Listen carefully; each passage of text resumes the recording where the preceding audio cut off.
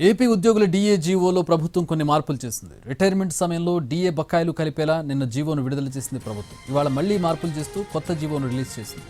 నేటి నుంచి ఏడాదిలోపు డీఏ చెల్లించేలా ఉత్తర్వులు జారీ చేసింది.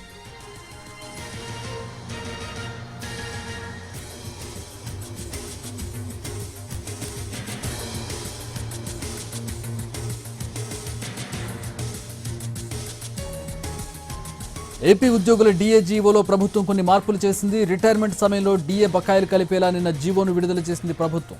ఇవాళ మళ్లీ మార్పులు చేస్తూ కొత్త జీవోను రిలీజ్ చేసింది. నేటి నుంచి ఏడాదిలోపు డీఏ చెల్లించేలా ఉత్తర్వులు జారీ చేసింది.